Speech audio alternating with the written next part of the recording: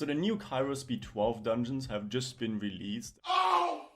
Yeah. I don't know about you guys, but if you guys look at my teams right now, like I actually struggled really hard to get into B12 myself, like just translating my B10 teams into B12. The stats that you need are absurdly high, and while I could potentially build the speed teams on my own account, I'm pretty sure that most of you guys won't be able to replicate those sort of team compositions. And I kind of feel like I have to drop this over here because that is one of the main things that I have to critique my colleagues for. There's a lot of people pretty much just out-ruining Kairos B12 and then just masking it as guides. Knowledge. The main goal for today's video is going to be me showcasing teams for every one of the 3 dungeons, what has changed. I kind of want to highlight the differences between B10 and B12 and how you can actually deal with the boss's mechanics. I know there's a lot of people that started playing Summoner's War back when Kairos was like really easy. Some of them might not even know about like the actual game mechanics of those fights. Yeah, I guess that's what happens when you teach people to just keep stacking twins, I guess. I'm fucking mad! On top of all of that, I do also want to highlight a couple of monsters that I think are gonna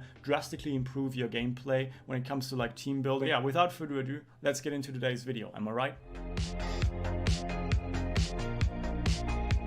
And I think the first thing that we want to do when it comes to getting into the B12 dungeons is going to be looking at the stat changes to kind of get us into the mood. And I found this on Reddit. It's like a list of all of the stats that you need when it comes to Kairos B12. It's courtesy of Nuzra. I'm going to post a link in the description if you want to check it out yourself. Pretty much the too long didn't read version is going to be there have been changes to things like accuracy, the speed that you need on your slowest damage dealer, as well as on top of that you're going to need a lot more damage on your AoE area of effect damage dealers to actually one-shot waves. Now pretty much what we're seeing over here is that Giants and Necro both share the same accuracy cap, which is going to be 54%, as well as Dragons having 65%. Now basically you're still going to end up missing some debuffs, but this is the highest that you can stack accuracy for it to actually have an impact. Now the speed cap of these dungeons for you to move before any of your opponents is going to be 170, 169. 69. This is mostly going to affect people that go for like attack crit damage attack builds on their damage dealers like a Crow. And for me personally, the biggest reality check when it comes to how much damage you need per card on your Lucian to clear waves in Giants B12. So it moved from 6k in Giants B10 to 10.5k in Giants B12, which is pretty much like doubling it. And this point in particular kind of made me want to record today's video. I'm pretty sure I can get my Lucian to 10k per card, even without a tech buff, if I just stacked enough fight runes. But I've done YouTube for way too long to just know that pretty much none of my subscribers will be able to replicate these sort of strategies. Now with all of that theory crafting out of the way, I'm just kidding, there's still going to be a lot of theory crafting ahead. And I think the first thing that we're going to look at in every one of the boss fights is going to be the mechanic that you really want to avoid for you to wipe, which is going to get you the most amount of consistency in your fights and kind of move from there. For the Giant, the main thing that you should be looking out for is going to be that attack buff into armor break, into sweeping. It can potentially like just one-shot your entire team composition, as well as every 7th hit he's going to revenge you once, which again, if you have armor break on your units, it's going to be a very bad time. So pretty much in the past, what people used to do to deal with this mechanic in particular was going to be, first of all, run immunity, second of all, run glancing or attack break, and the last thing that they did was have some sort of attack manipulation to fuck up the boss's attack bar, pretty much just allowing yourself to get some extra turns in between the boss's hits to remove armor break or to get hit without having armor break on your units. Now if I had to write a list of all the units that I feel like now became a little bit outdated just by the amount of stats that you need to actually make them useful.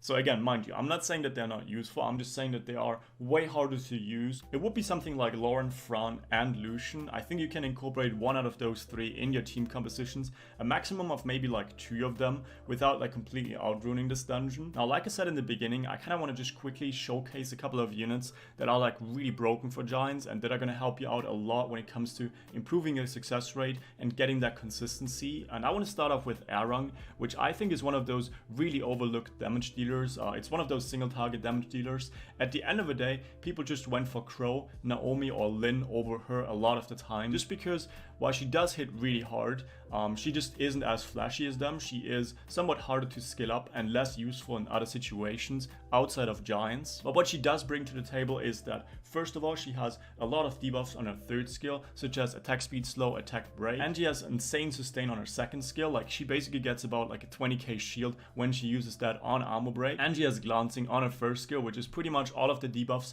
that you need to clear this dungeon. While Naomi and Crow are the way more offensive units that you will most likely have better success rate at the end of the day if you heavily outrun the dungeon, this unit is going to get you the 100% success rate. You pretty much need to give her one turn to hit her third skill or her second skill to just carry Giant Speed 12 from there on out.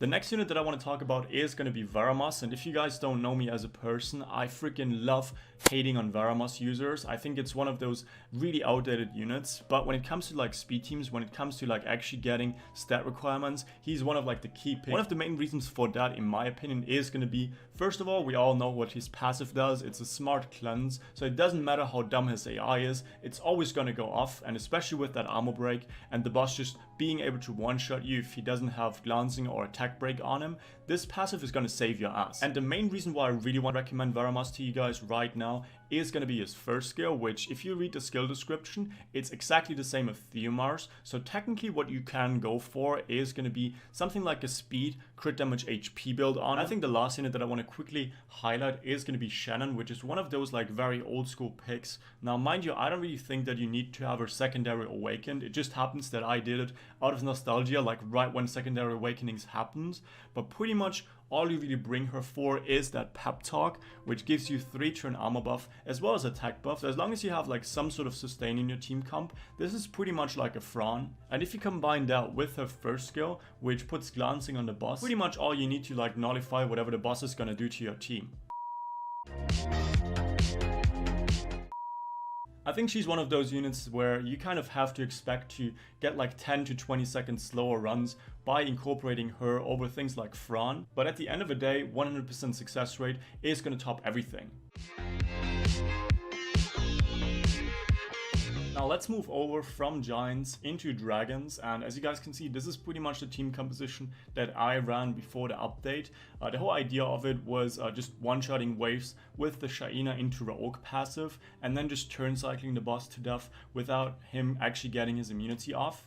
But with the boss pretty much getting like twice the amount of HP, I doubt that people will be able to replicate full damage teams right away. I also do think that it will be a lot harder for you to incorporate twins in your team comps, even though I did see some people use twins in Dragon Speed 12. Hey guys, Dragon B12 finally here, and we are going to try to twins the heck out of it. Now again, let's start off by talking about the various mechanics that we will have to deal with that are kind of just meant to fuck up our entire day. And I kind of want to just mention it right away, like this boss fight is a lot more complex compared to things like Giants. Now the first mechanic is going to be that the tower on the right has a cleanse plus immunity, and just in general, both towers are really fast, so you're gonna have to deal with them unless you heavily outrun that dungeon. That mechanic gets like really obnoxious if you combine it with the other tower, which is gonna put continuous damage on your team, which in turn is gonna increase the boss's damage on your team by every single continuous damage you have on it. And the last mechanic is from the actual boss himself. When he gets below 30% HP, he's gonna do a shit ton of damage extra on top of that.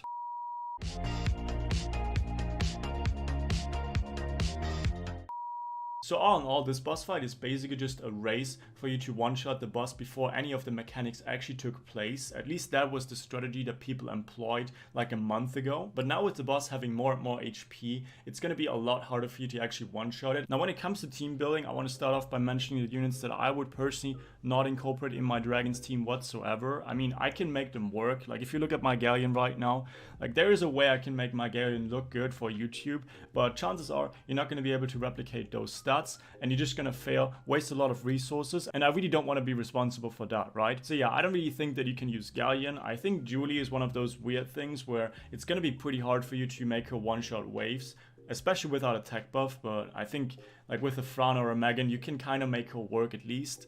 With the Shaina, it's the same thing. It's way too hard to get the stats to actually one-shot the boss, and if you don't, she just doesn't bring enough after her nerf where she doesn't like reduce attack bar, etc. It's just not enough to justify a spot with her. I think when it comes to must picks, it's pretty much just a Verdaha, and you want to build your team around him. The turn cycle that he provides is just crazy good, and there's no way that you can run a team without him. And Crow on its own is already really really strong, and the synergy that he has with the Vardahal from his seconds, I mean, like the chance is 1 in 4, but if he actually teams up with the Vardahal, that's like half an extra turn for your entire team. So just the synergy between those two is already good enough to justify a spot for Crow, and I would totally recommend building him over a Raoul. Yeah, I'm probably gonna have to go back and build a Crow myself. I kind of just skipped him in my progression, and now I really do have to go back and build him for my first couple of speed teams, I think. And when it comes to Fran, I do think that there will be teams that do not use her, but overall I would say that 9 out of 10 people that watch this video right now,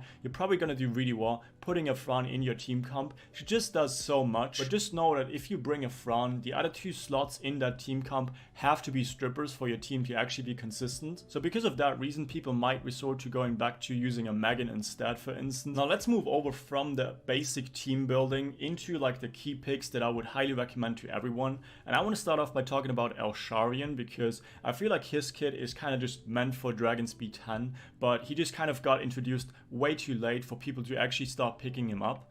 Right now, I think that he is a really nice unit to bring, especially if you do not want to incorporate a Fran in the team comp. So that's another substitute for her with, let's say, like a Megan. Like those two work really well together as well. I think Aegir is going to be another one of those units that I would highly recommend to you guys right now, especially with Lauren becoming slightly outdated. Like her base stats are just not good enough to justify a spot in your Dragons team. Now, I think you can make her work, but if you are kind of struggling with the rune requirements, I think Aegir is just straight up better than a Lauren most of the time. The turn cycle that he provides, the strips that he has, it's just really solid to kind of keep the boss under control. And I think the last unit that I want to recommend is going to be Valajo, which I personally do not own myself either. I just talked to a bunch of my guildies, and even though he is pay to win, like if you own one, I think he's kind of like one of those key picks that pretty much just nullifies every single mechanic of this boss fight. He has insane base stats, and as long as you run him, like you really only need to worry about picking like 1 or 2 more strippers and you should be good with them. Especially with Fran's bad base stats, like he's just one of those key picks. It's just he fell out of the meta because one-shotting stuff is just way faster than like actually dealing with mechanics, but since the content is really new, he's gonna be coming back, I feel.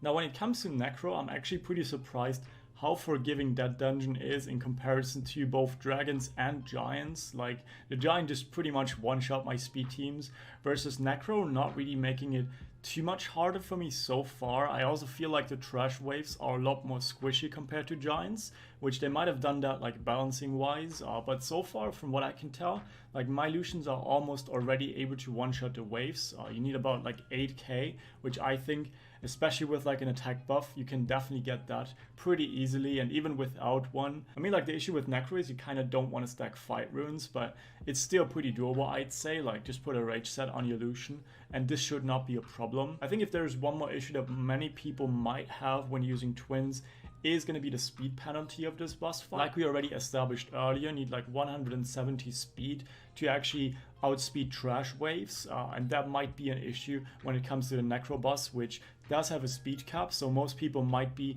like kind of inclined to not pick any speed on their units, so there might be some people having issues during trash stages, but so far I'm actually really surprised how easy it is for me to clear Necro.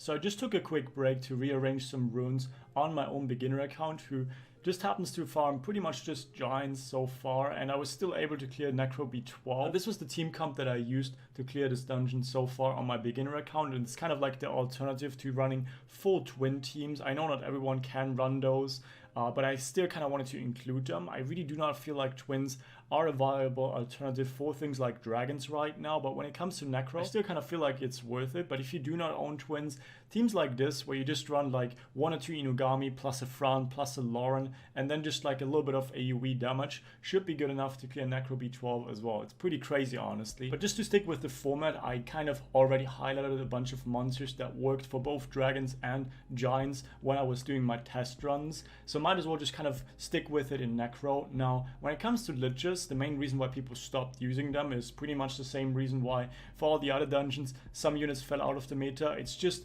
twins got introduced, and with the liches it's kind of this weird thing where they have a lot better base stats and just their passives scale a lot better into like longer lasting fights. So if you find yourself not being able to make your twins work for Necro B12, I think maybe picking up 1 or 2 liches is going to be the way to go. Another unit that I just came across recently, a couple of days ago, especially with the new theory crafting on the artifact dungeons, Dusky is already being used. He used to actually be Hall of Heroes about like a year ago or something like that. So if you still have one sitting in your storage, if you guys don't know what he does, it's basically attack speed slow like a chilling, attack speed boost like a chilling, but instead of having a useless passive, you can actually get yourself some extra shielding. So if you find yourself like kind of struggling getting all of the heals done with the Fran as your only healer, you might want to pick him up as well. He doesn't really need skill ups too much as far as I'm concerned.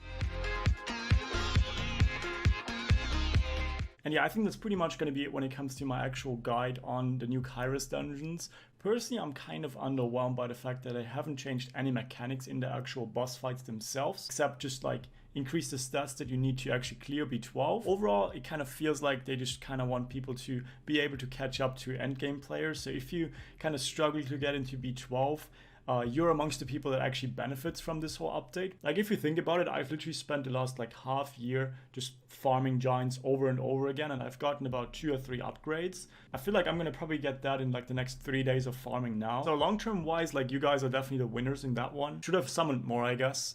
I also did not really talk specifically about team comps right now, simply because I haven't tested out all of my speed teams yet, but I will definitely make videos on that topic as well. I also do feel like Comtos right now really wants to encourage us to actually start getting into artifacts instead of like keep farming Kairos over and over again. Maybe like a month from now or something like that, we might want to return back to Kairos with those new artifacts. I kind of feel like they're gonna actually have a huge impact on our speed teams. But yeah, I feel like that's pretty much gonna be it. I hope you guys enjoyed it. I hope you guys kind of found it insightful. I've literally spent about like 8 hours editing on this video today. My voice is just fucking dying right now. But yeah, anyways, if you want to support me, make sure to leave a like. I will definitely be working on some more guides in the near future. And until then, see you guys in the next video. Bye.